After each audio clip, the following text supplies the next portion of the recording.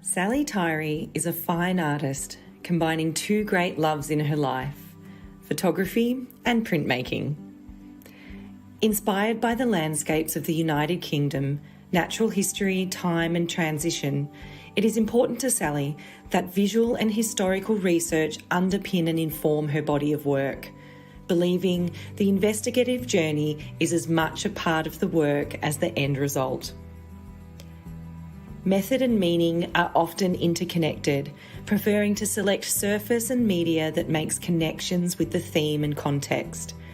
Sally's artwork incorporates both machine and hand stitch to selectively collage layers of deconstructed paper, prints and drawings as a way of reimagining the landscape.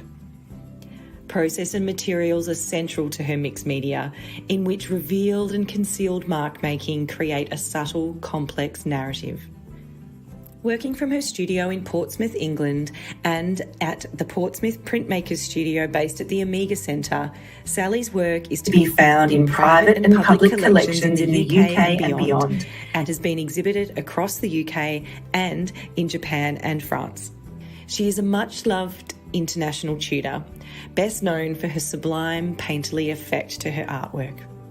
We're thrilled to collaborate with Sally on her first signature online course, Visual Narratives Print, Paint, Stitch, where she generously shares her fine art approach to the development of ideas and the mixed media techniques to create reimagined narratives of your own. If you're considering combining your love of photography and printmaking, or adding sophisticated assemblage and bookmaking to your repertoire, this is your chance to ask Sally all your burning questions as we discuss all things print, paint and stitch. If you're catching up on a replay, welcome. And if you're lucky enough to be joining us live, we'd love to know where you are in the world. So please help me in welcoming Sally Tyrie as our 78th Friday feature artist.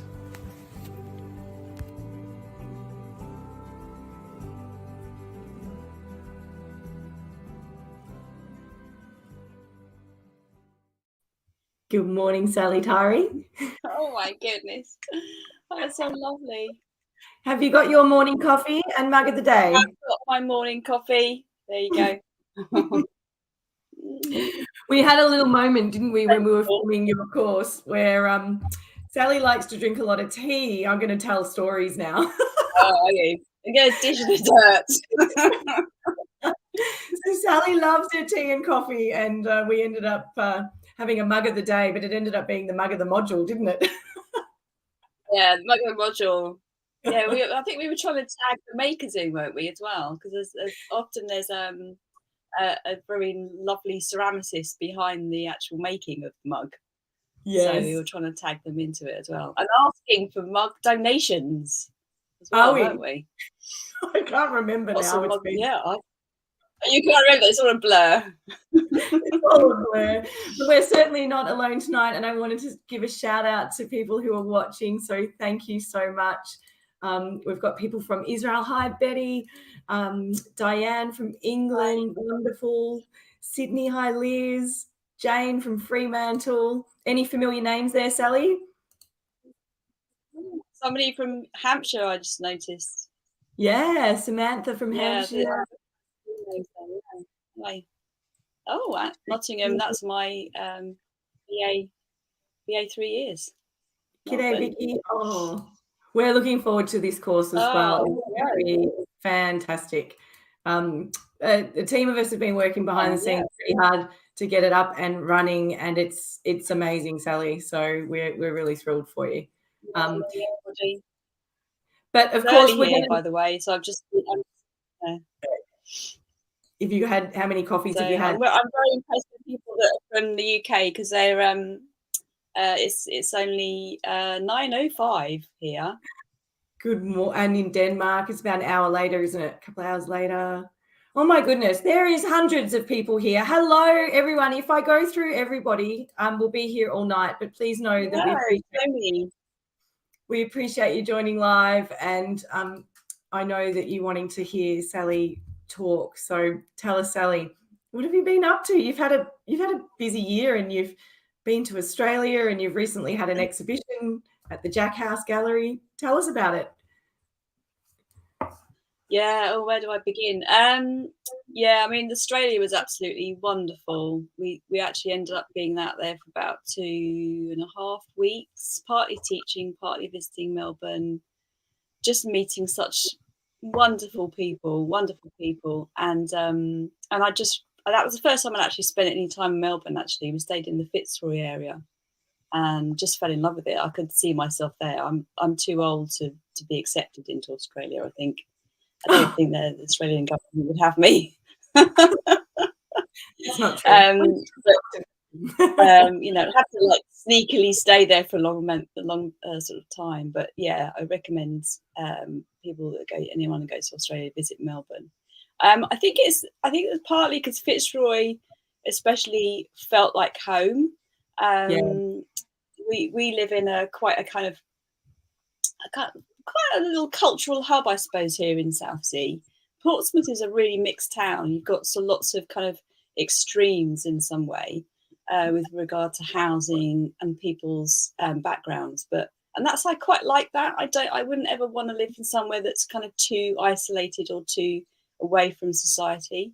You know, I quite like being in the midst of people and their lives. So I like the Fitzroy. I like Fitzroy from that kind of point of view, and then obviously great coffee shops. That was. It is Melbourne. We're a bit renowned to be coffee snobs, aren't we? So I'm glad that we didn't disappoint. Yeah. And since I got back, it was hit the ground running with an exhibition. Myself and fellow printmakers at Portsmouth Printmakers. About a year ago, we decided to do a kind of exhibition. I don't think we'd intended it at the time to celebrate something, but it ended up being a sort of celebration of almost like I wouldn't say rebirth, because Amiga Printmakers has always been a very strong group and a beautiful studio space. But after the pandemic, it felt like we needed something fresh to happen. There was a wonderful woman running the shop, running the whole thing, keeping everything together. She had to step back, and so some of us had to step forward in order to try and kind of just keep it afloat.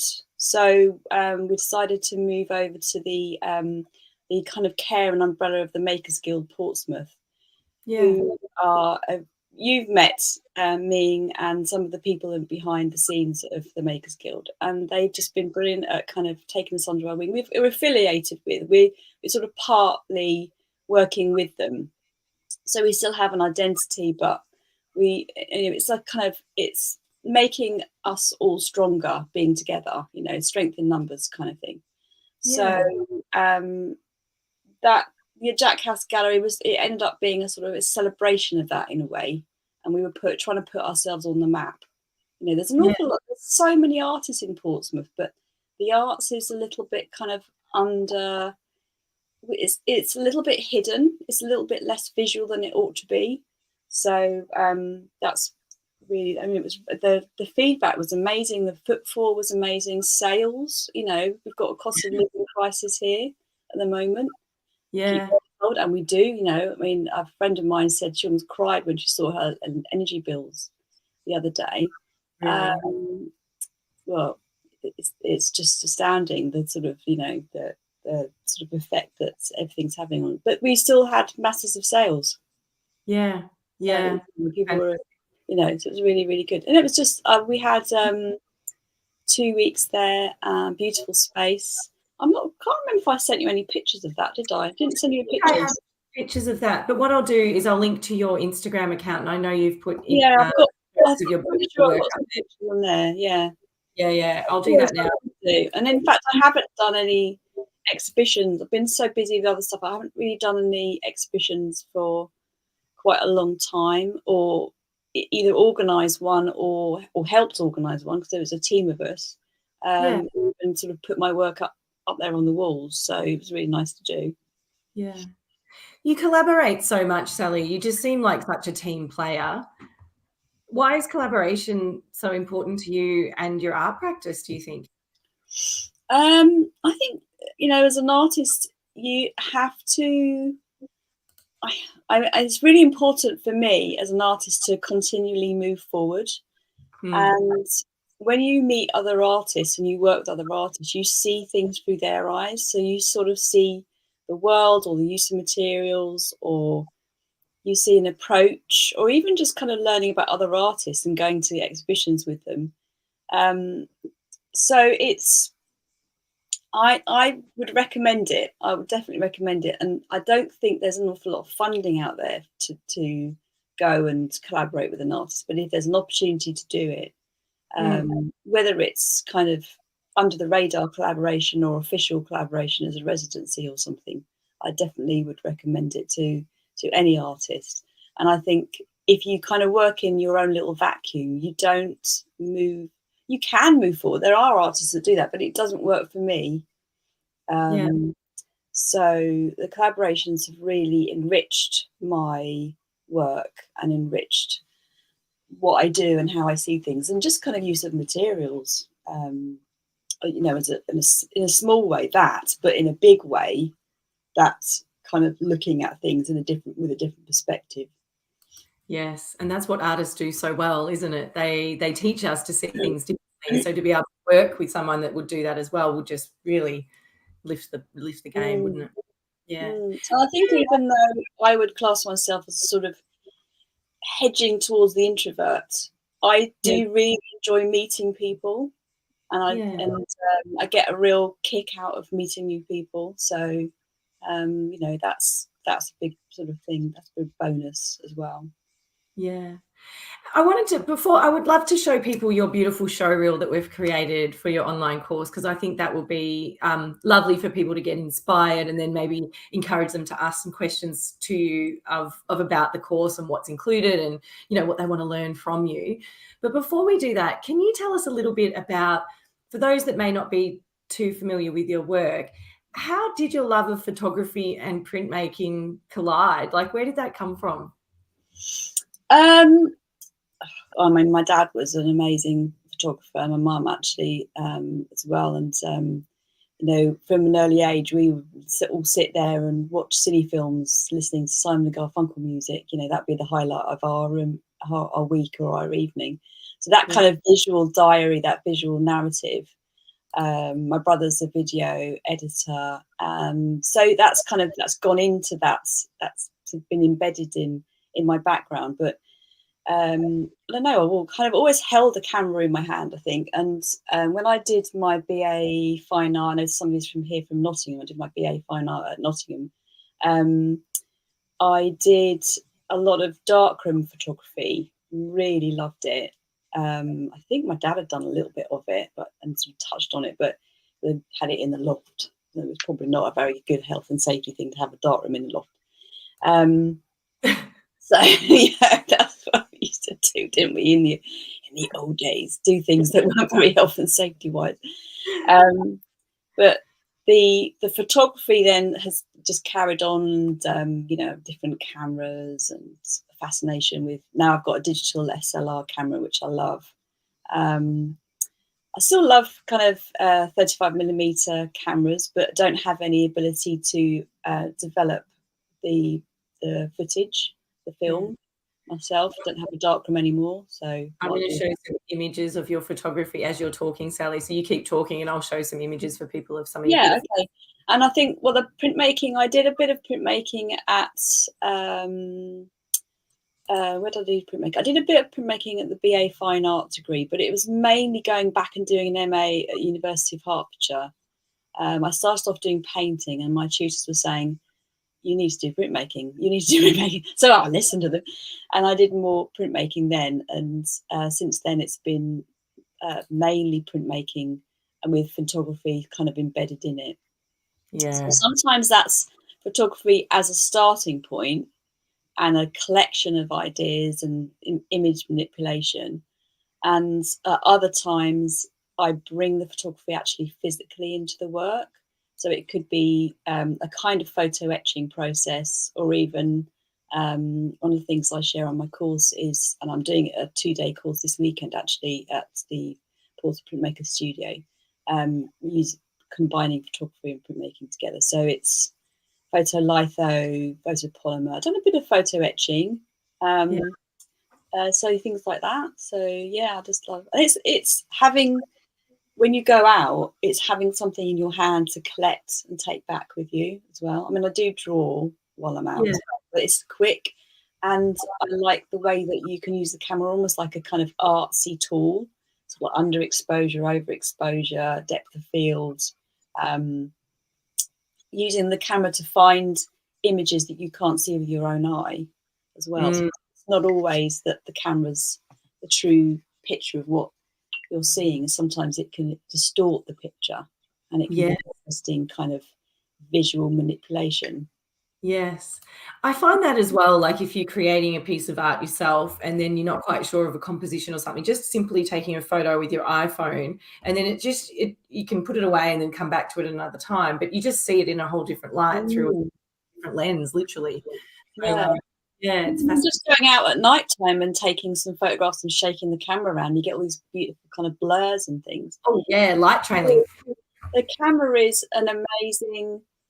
I mean, it's so well used. You know, you've got the selfie. We are the selfie generation. Well, I can't do a selfie. I just look. Neither can I. I don't know how. I don't. My daughter's really good at it. Of course she is. Yeah, the younger generation. But you know that we are so used to taking photographs, but I think using it in a very kind of creative way is actually really interesting. Yeah. Well, Sally, I'm going to play your beautiful show reel here of your course so people can feel inspired and get a taste for what to expect. So I'll play that now. And if you've got questions for Sally, please pop them in the comments and we'll make sure that we get them covered off tonight. Photography is really important in my work as a way to take the imagery on. Abstracting it and kind of changing it, manipulating it, retransitioning it is just a really fun way of working with something.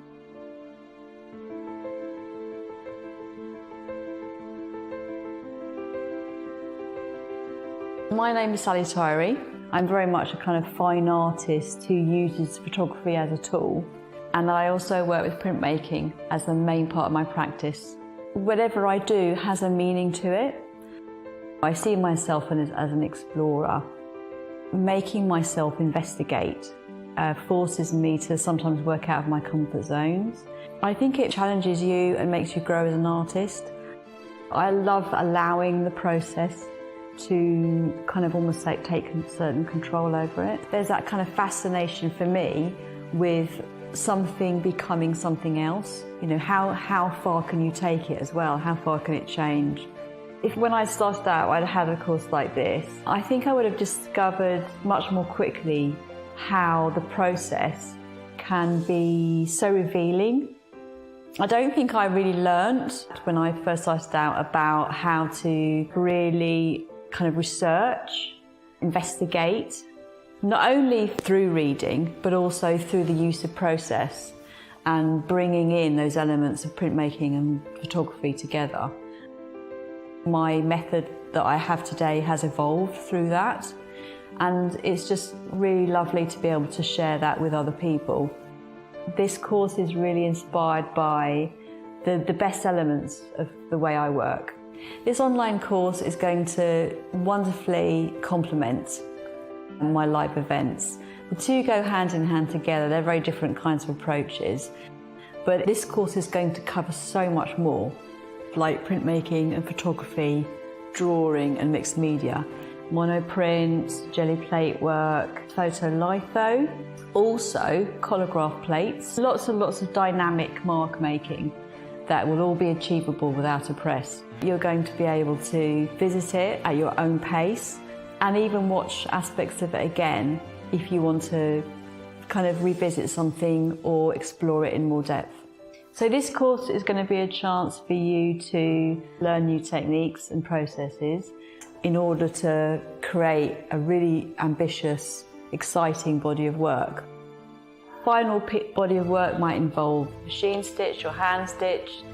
It might involve using collected objects like tins or boxes. You're going to decide all of that. You're going to have lots of opportunity to learn. the kinds of ways that I present my work. You don't have to be a practicing artist. You don't have to be someone that's had lots of experience. I want students to feel a growing confidence and a growing knowledge about how to achieve something and what you can achieve. But also to feel excited about the next stage on from that, finding out how your ideas have evolved as you've unravelled and you've learnt from this course. And I'm really looking forward to connecting with you, and I can't wait to see what you make.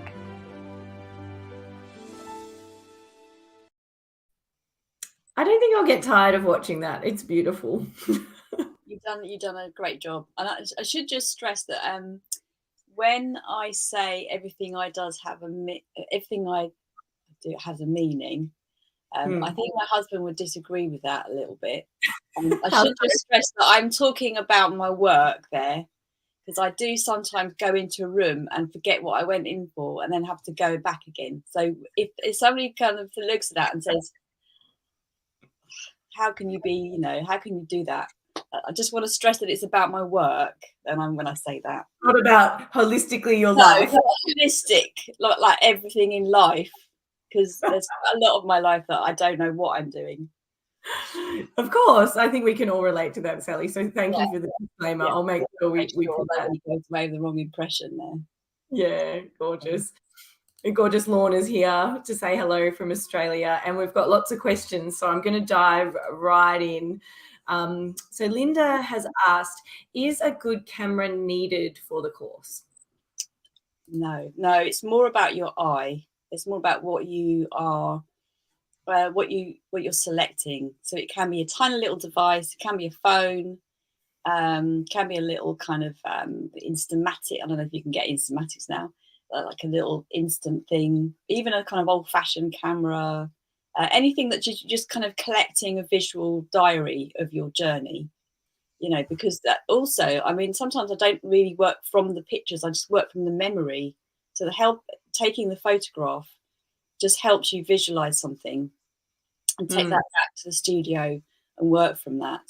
You're not necessarily going to be using your photographs solely for your work, but there is an element in the course which looks at photolitho. So that's where you print out a black and white version of a photograph. But it can be something that you've partly kind of manipulated yourself, or added to yourself. It just needs to be a printout. Yes. So, you can add to that yourself by drawing and then scanning something in. Yeah. That actually doesn't have to be a photograph that you've got with a camera. It's just a photocopy. Yeah.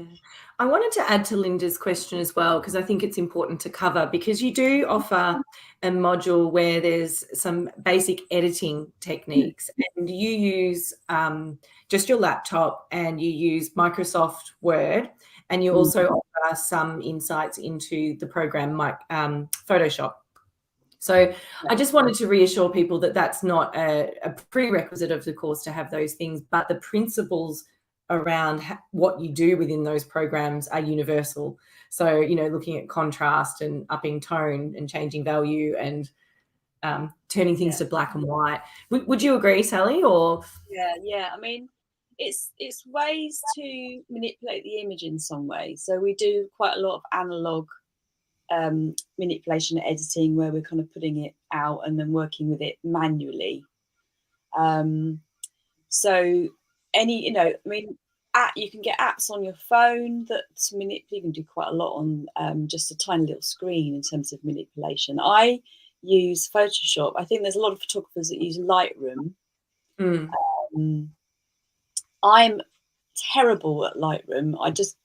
The filing system just does my head in.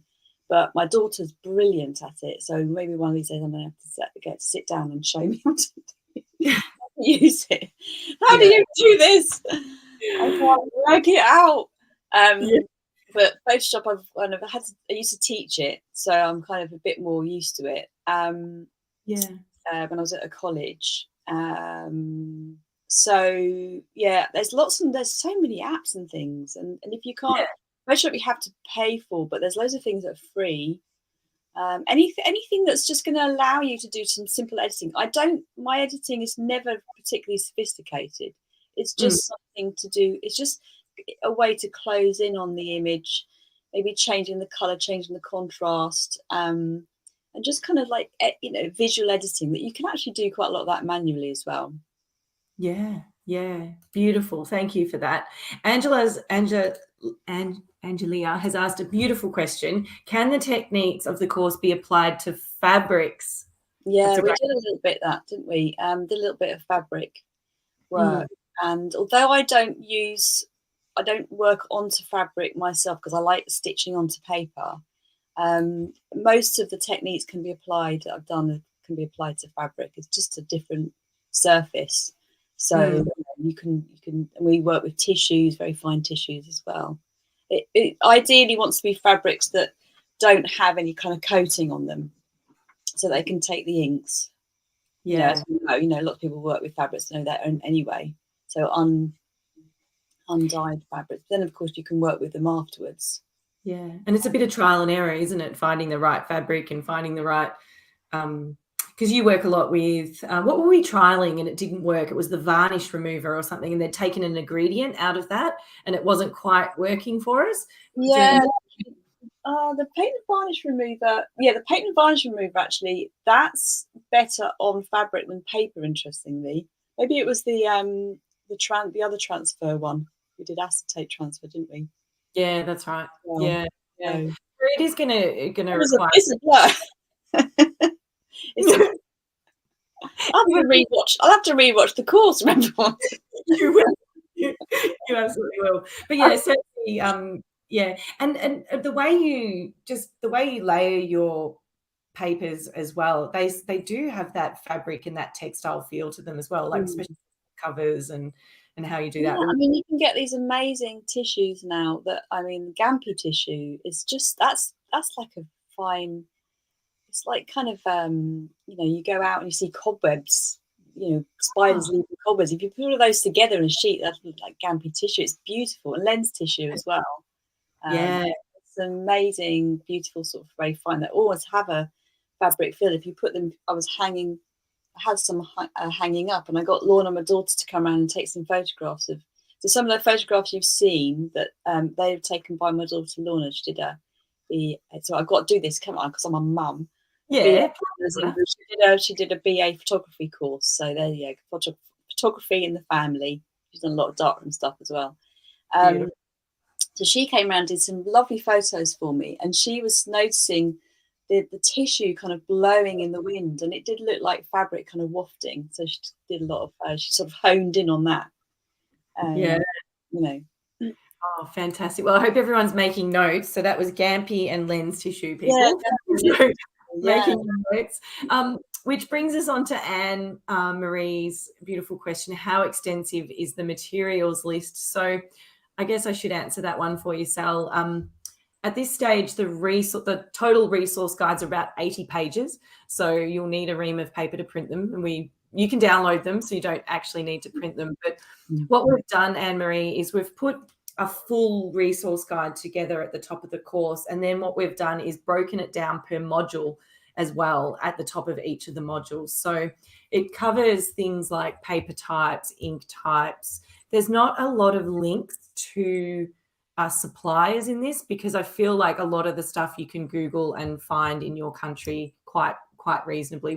Would you agree with that, Sally? That most it's so different depending on where you are. I was really impressed with the printmaking opportunities and supplies when I was in Melbourne. It's quite staggered actually how good that was. I mean, I was living around I was Airbnb, I was just living around the corner from one. I couldn't believe it.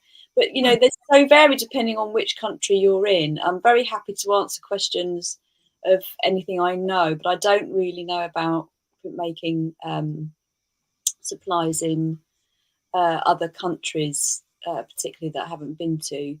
But the online deliveries, you can go.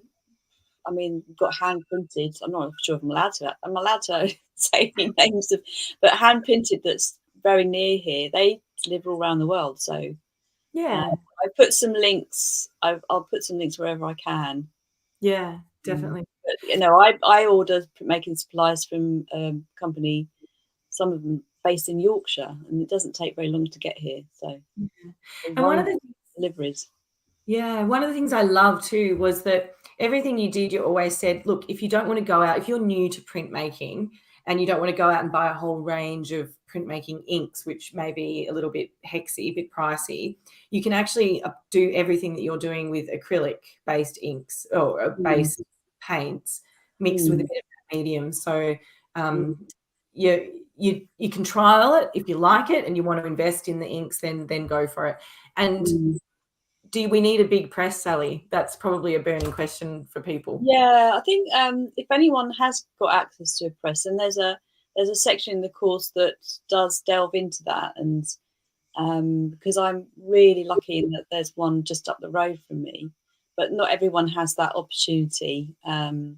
Before I moved to Portsmouth, I had to travel about 15 or 30 miles to another one, and so if you don't have access to a press, all of the things that I do, you can do without a press. Everything. So everything on the course, you can do without a press. But there is a little section in there that is for people that can access a press, or that maybe want to kind of be able to access a press. So, that's something that we've kind of added in. Yeah, perfect. So I hope that answers your question, Ray. We got to it before I popped your name up. So yeah, certainly covered in the course. It's an option, but you don't need a big press to complete everything.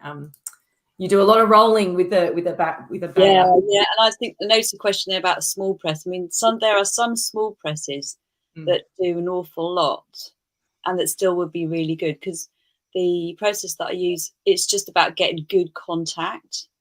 So we don't really, the intaglio processes where you've got indentations in the plate, they're the main ones where you need a really good press. We cover a lot of kind of more relief processes, but there is an opportunity to do some intaglio printing and get kind of more delicate marks printed if you can access a press. And you can always try things with a small press if you have one at home. I did go on a 2-day course to Sussex with a lovely group of people. When was it? Was it last year? Was it last spring? Yeah, I can't remember now. And most of them didn't have a press, and some of them did. So, and the ones that didn't still got fantastic results. It's just about you have to adapt the way you approach it and think about kind of the pressure, the way you get the pressure onto the surface. And there's quite a lot of the course isn't, we do stuff that isn't print related as well. So yeah, definitely. We're painting, drawing. And I think we're talking an awful lot about techniques here, but I think the thing to emphasize is that this is not really a course about, although we do look at techniques, and you and me decided that this has to be something more about the way you develop as an artist, and the way you approach art and your ideas and how you evolve those ideas. So we talk a lot about research and where you're going as an artist and how you resolve things and how that becomes a body of work. So, people want to sort of come into it and then go off in a little tangent and go, oh, I'm going to do this and I'm going to bed that into the course. And that's absolutely fine as well. Yeah, definitely. I think that's the one thing I love many things about the course, but the way you research a subject, you develop your ideas. One lady described it that she wanted to sharpen her ideas. And I think that was a beautiful way of expressing what you teach is how to bring all that information, do your field research, you talk about active reading, you talk extensively about your sketchbooks and asking questions. There's an exercise on writing from books and then making some art from that. It's quite special watching the way you work in that way, and you almost get lost. It was really gorgeous actually during the filming and, telling tales again. But Sally, the course is 12 hours long. I have to warn people, it is 12 hours long. It's amazing. You don't have to do the 12 hours and all in one go. No, you don't. What's beautiful about it is that please don't do it. Don't do it all in one go. Oh my God. We kind of got lost in the process with you when filming, and it was just beautiful to watch you work and to hear your thought process. So I have written on your website and in your emails that it's not a fast-paced, technique-driven course. I mean, this is a considered approach to fine art making using the tools of printmaking and photography, and mixed media and mark making and all those wonderful things. It's it's really a development in your practice for sure. But to get back to some of the questions, and they are technique, around technique. But I'm going to play a little video about the course.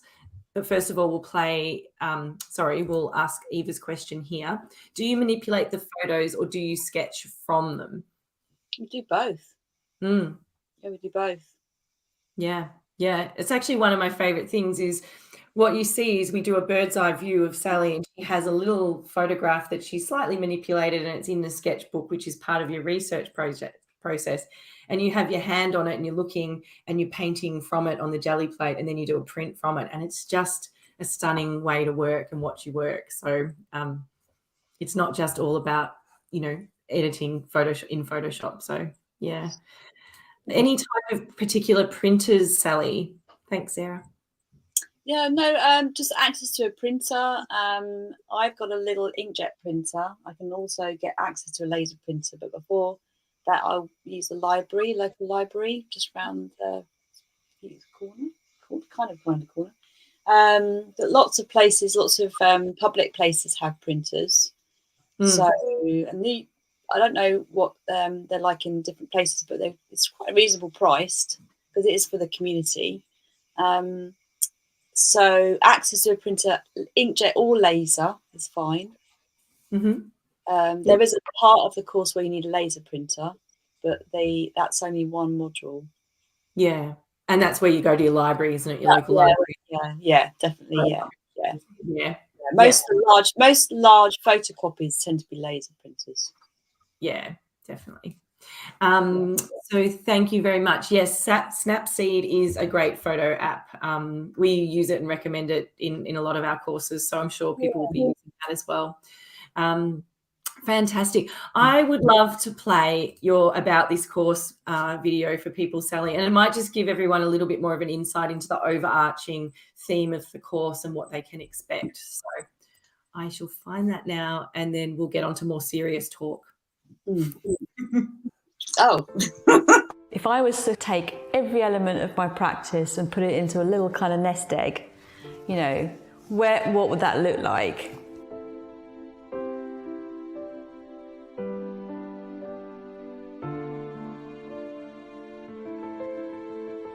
I created an online course as a way to really produce something and to share something with you that had a really good broad range to it. What are the elements that have worked for me and how to put that across in some way that's meaningful to someone that's coming with me on this journey. This online course is going to be extremely revealing to how I work and where I work. This course is really about having a starting point, a way to investigate that and research it, and to explore certain processes within my practice that then bring all those elements together into some kind of resolution, some kind of final outcome or a body of work. It's going to begin with unpicking and investigating what the areas of interest are that you have. It's then going to take you out into a place, could be a landscape, could be urban space, but it's going to show you how I work using methods such as photography and drawing. So we're going to abstract and reinterpret some of that imagery. So we're going to do some quite radical and unconventional analog abstractions, but also digital abstractions using some programs and printing it out, producing something that then you can work with. Most of all, thinking about ways of re-seeing and reimagining the places and the starting points that you had. So there'll be quite lively mark-making exercises, monoprint, jelly plate work, maybe even collages. So lots and lots of dynamic mark making that then will be taken into some processes that I really enjoy. For instance, photolitho. Also, collagraph plates. So we'll use some of the fragments that we've collected, some of the objects, some of the imagery that we've collected, and then make some beautiful little collagraph plates that are going to really explore mark making and take it into a kind of new way of looking at what you found, a new way of looking at the things that you've seen. That will all be achievable without a press. Moving towards a final phase, which will be examining how to kind of assemble a body of really consistent, ambitious work. So that final body of work might involve machine stitch or hand stitch. It might involve using collected objects like tins or boxes, or maybe even making display cases for yourself. You're going to decide all of that. You're going to have lots of opportunity to learn the kinds of ways that I present my work. I've also included a very special bonus bit of footage for you to discover one of my favourite bookmaking techniques, and it's going to help you to make some very personal and very artistic book pieces which kind of reinvent and help you to display your artwork in a very different kind of way. Even if you're a complete novice to bookmaking, you'll be able to make something that looks very professional and very skillful and very sophisticated as a piece of art in itself. At the end of the day, you're going to produce something that you feel proud of and that you feel excited by, and is possibly going to lead into something even more exciting afterwards.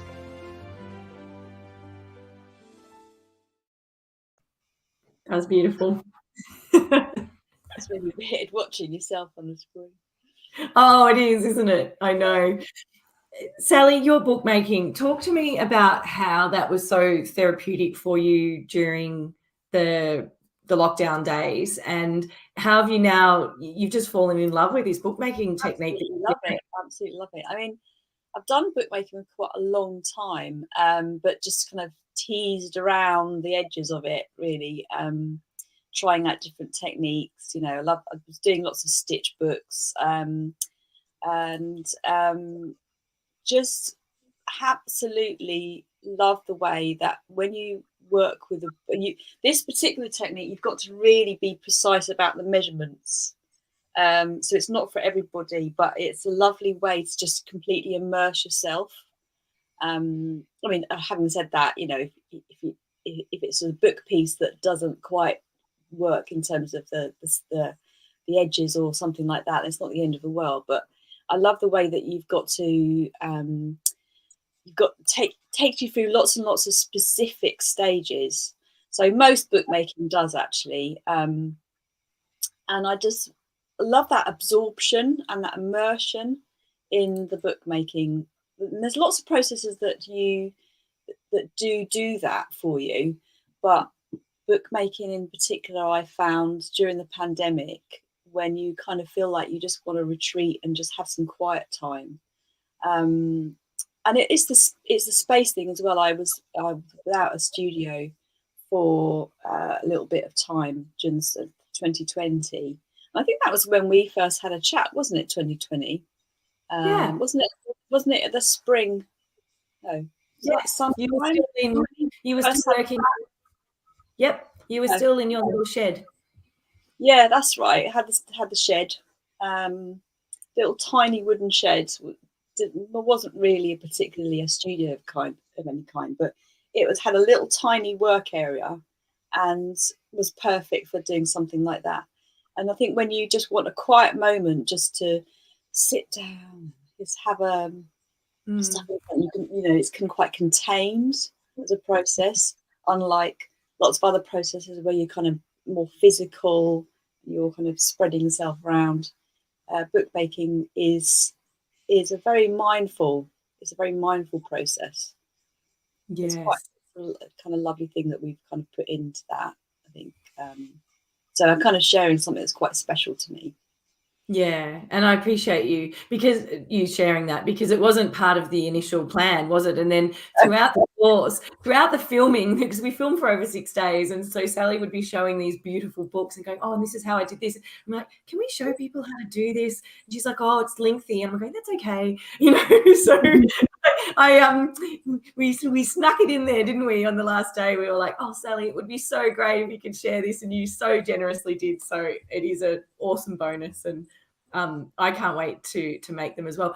Recently, during a live workshop, you mentioned that you had a story where someone was maybe created a pile of work and was quite happy to create a pile of work, but as a tutor, like to. Yeah, I think as a teacher, one of the best thing about being a teacher is that sense of achievement, that sense of fulfillment, especially when people come back to you and say, "Oh, you know, thank you so much for introducing me to that. I haven't done that before." And during a live workshop recently, there was a student and I often do critiques in the 2-day or the 4-day workshops. So I did a critique over in Sussex when I did the 2-day one, and next year I'll be working over in Worcester. I don't know if it's been officially, I better not mention the name of the place, but I'm over in Worcester doing a 2-day one with another textile-based company. And I often like to embed that critique. And during this critique recently at a live event, we were all saying, we're on the same page, all the students. So we're saying, you have an amazing body of work here. This could be this could be turned into this. You can make a book piece, you can make a series of 2D pieces. And this particular student was like, "I don't ever resolve anything. I'm happy to have loads of piles. I've got loads of piles of work back at home." And we were like, "Oh no, this is an amazing body of work. This could be, you could put this in an exhibition." And I was so pleased in the end that she did take them somewhere, and she emailed me afterwards and said how grateful she was that I bullied her I pushed her into making it and resolving it, because it's the first time she'd actually done it. But lovely person. I'm so glad that she felt pleased with her work. Yeah, and good on you for giving people that little nudge, because sometimes to move out of your comfort zone, you need that little nudge. And how gorgeous that she emailed you with that gratitude. That's incredible. The sign of a good tutor and a great student. Yeah, well done, Sally. Rita has asked, instead of a press, would a pasta maker work, the type with the rollers you use? And I think there's a lot of people out there doing that and repurposing pasta makers and things like that. So we don't cover that in this course, but you can. No, we don't cover it in the course, but there's certainly lots of information out there about that. I think if you have to, whatever sort of roller you devise, you have to be able to put it flat when it comes out. So if you've got a roller, that's the first step. And then what you want to do is maybe try and attach something to it. And I believe there's so kind of like because obviously a press is a bed. So it goes through the roller and then it comes out through, so it's flat when it comes out.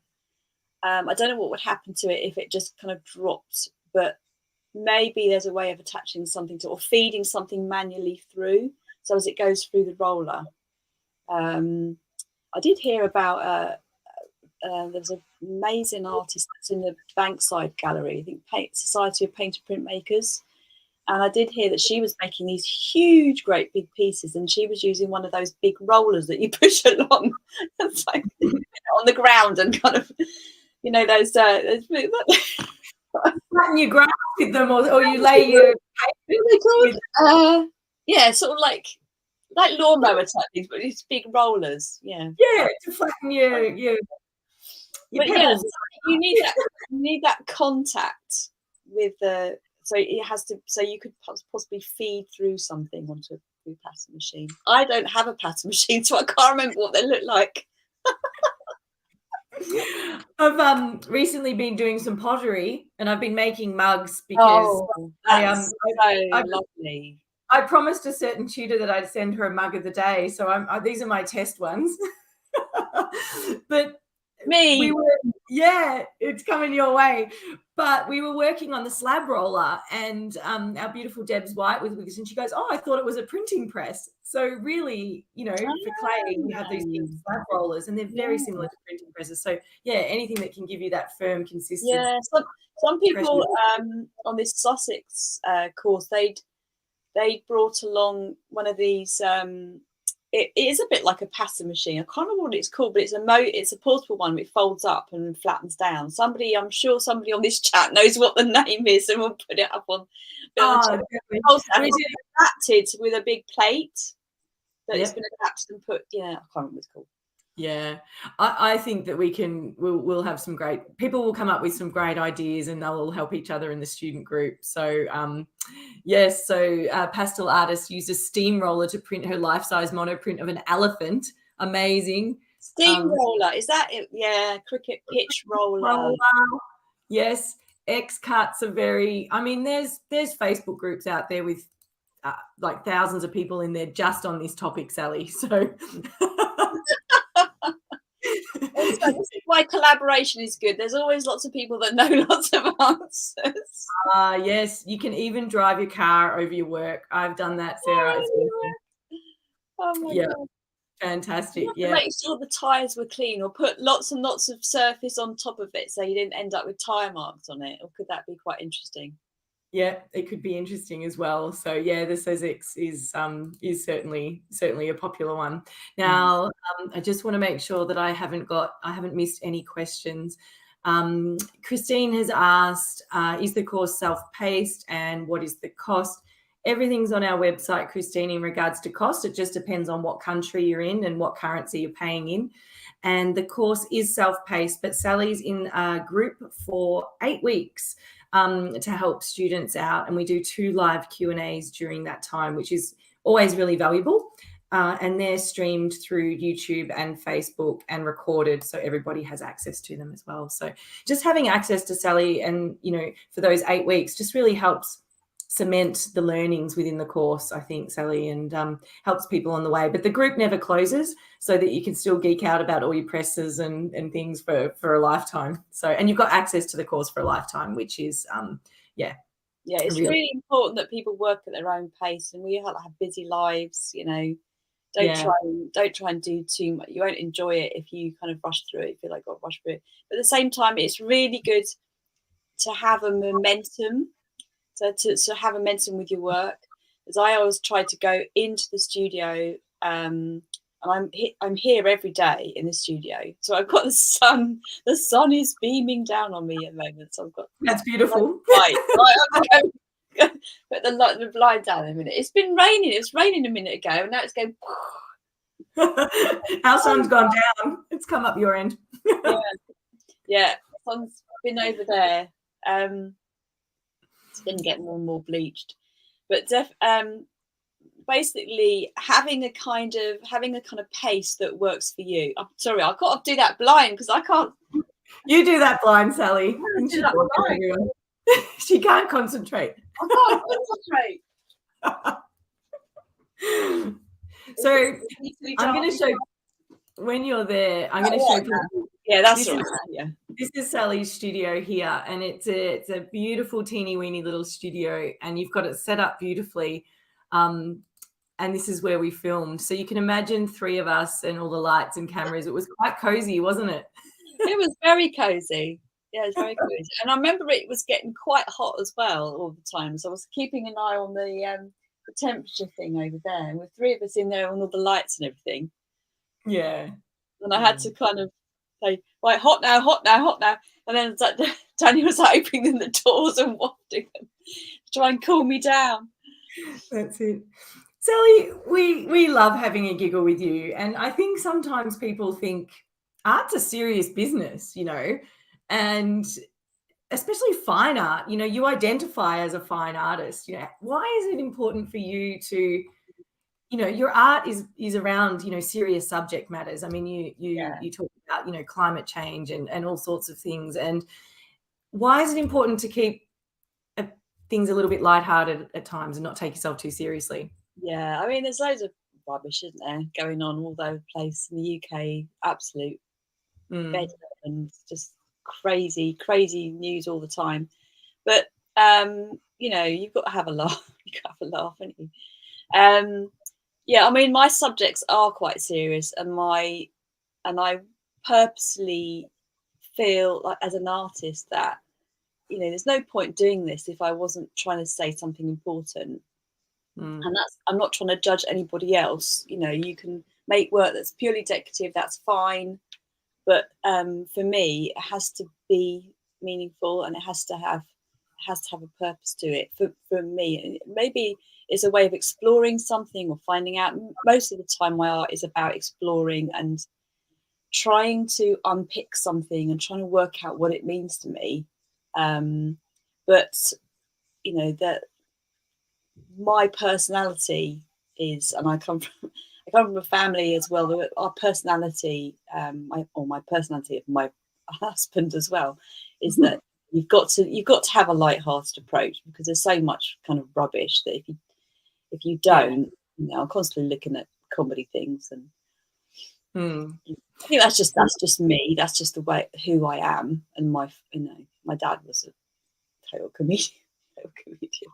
Not a comedian living, but just yeah. We certainly had an absolute ball with you filming, and with your permission, we've put together a little bloopers reel. Now, a bloopers reel is something that we get asked about a lot, like, you know, and you gave us so much content to work with, it wasn't funny. So everyone, yeah, I mean, I think I did say to you, didn't I, that they probably most of the content had to be cut out and put in a blooper. we do have a gorgeous little timeline, and it's called Sally's Bloopers, and you've inspired us, and I think that you just make things so human. And so everybody, get your tissues ready, because this is absolutely gorgeous. This is Sally Tyrie at her best. Here we go. So my name is Sally Tyrie. This could be rural or urban. It's gone. I lost the end of it. Sorry. Hang on a minute. Let me just have this gulp.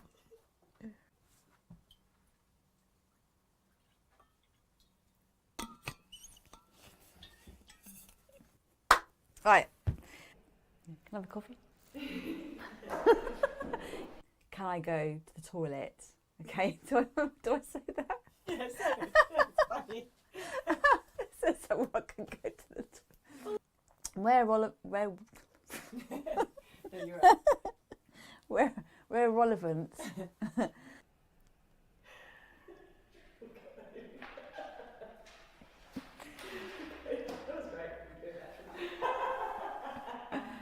Well, Gary's laughing. I'm happy with that.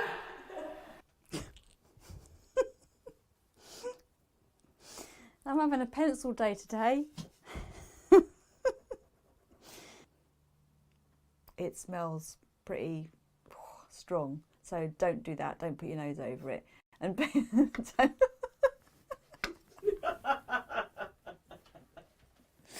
sorry, that was funny. I think I purchased the shellac flakes from Hawthorne Printmakers. So anyone based in the UK, Hawthorne Printmakers. My voice is going a bit weird now. I think it's the methylated spirits kind of wafting over my direction. So don't put your nose over it. Sorry. Let me jump. I was in the middle of a gulp.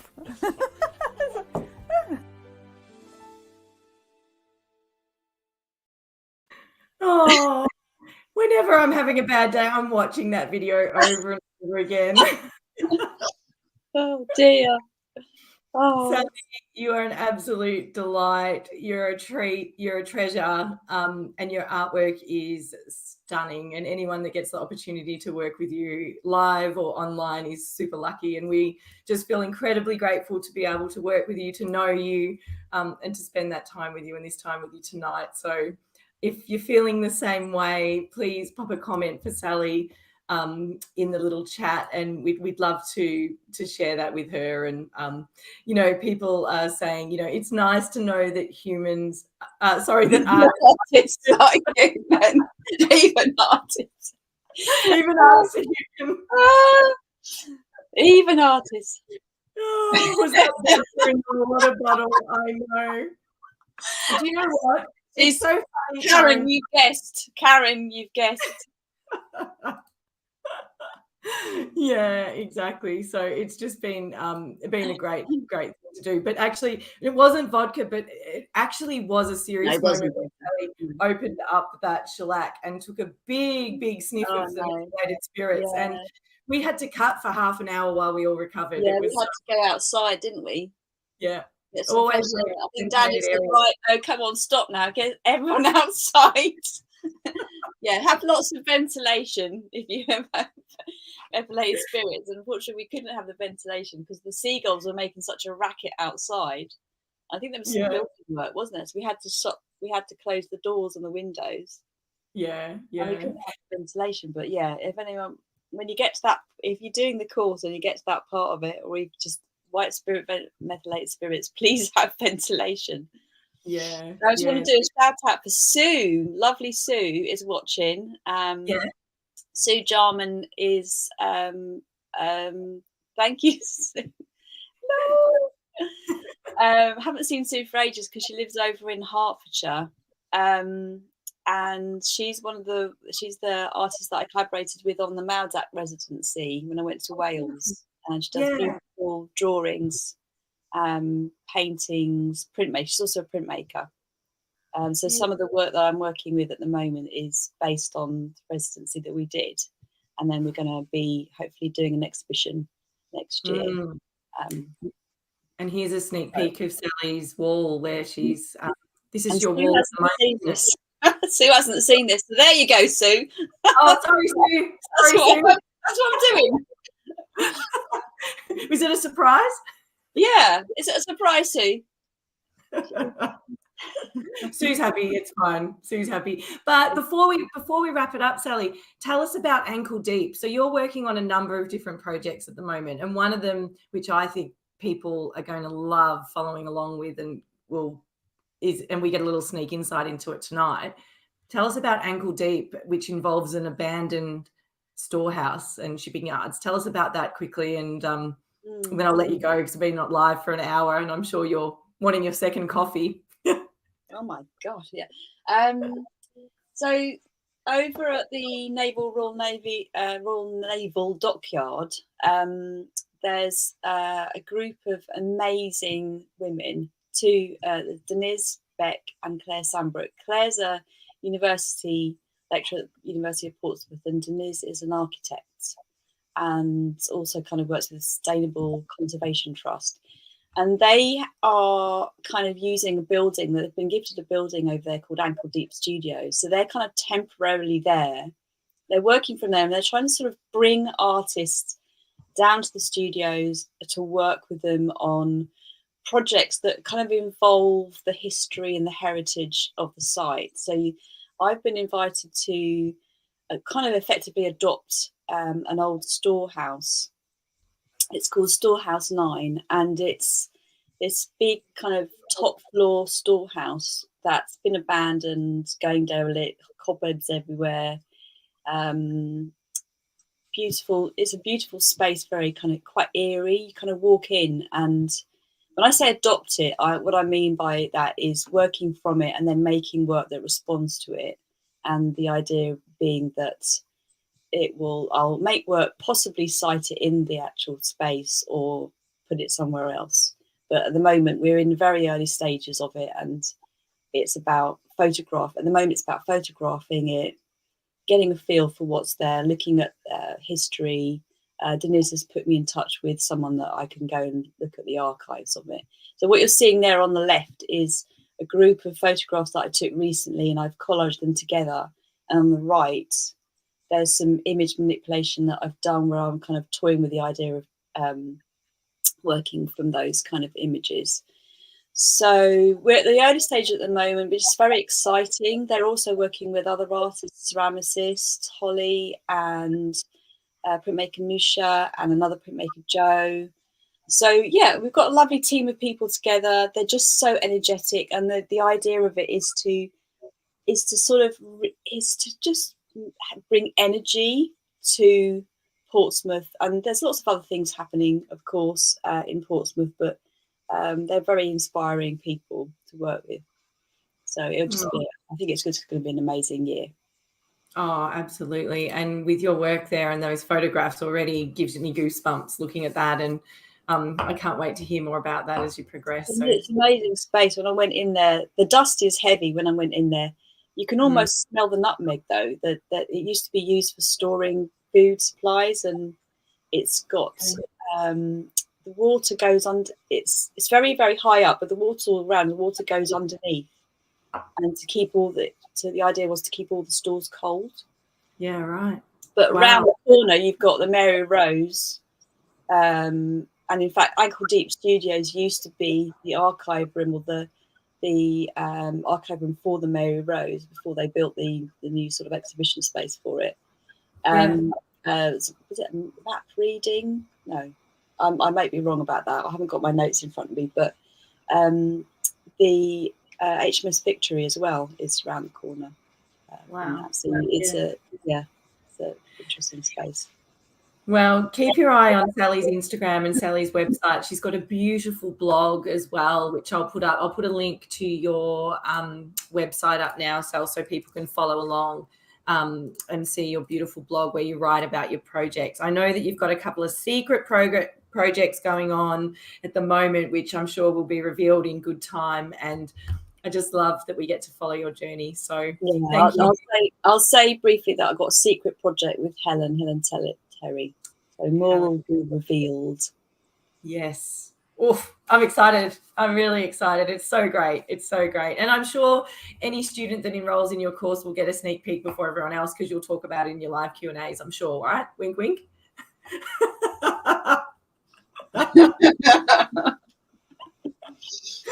Oh, fantastic, Sally. Well, thanks everyone for listening to Sal and us banter on tonight about her gorgeous course and what she's up to. And Sally, once again, from everyone at the Fibre Arts Take 2 team, thanks so much.